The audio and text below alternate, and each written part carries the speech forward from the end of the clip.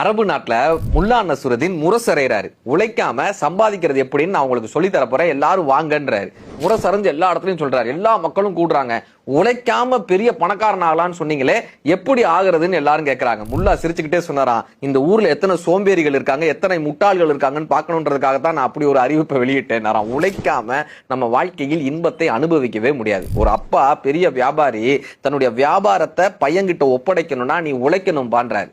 உழைச்சு சம்பாதிச்சு ஒரு 10 ரூபாயாவது கொண்டு வா பண்றாரு. இவன் வேமா போய் அம்மா கிட்ட பேசுறான். கடுகு டப்பால இருந்து கேட்டு ஒரு 10 ரூபாய் எடுத்துட்டு வந்து, அப்பா நான் உழைச்சு சம்பாதிச்சேன்பான்னு கொடுக்குறான். அவர் வாங்கி அப்படியே நெருப்புல போட்டுறாரு. பொய்யாடா சொல்றான்னு நெருப்புல போட்டுறாரு.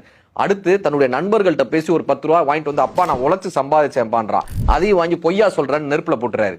3வது தடவை வேற வழியே இல்லாம கூலி வேலை செஞ்சு கஷ்டப்பட்டு நாள்தோறும் உழைச்சு ஒரு 10 ரூபாயை கொண்டு வந்து கொடுத்தான். அப்பா உண்மையிலேயே நான் உழைச்சு சம்பாதிச்சதுப்பான். அவர் தூக்கி அதை நெருப்புல போட்டார்ல, நெருப்புல கையை விட்டு போய் அந்த காசை எடுத்தாங்க. அப்பா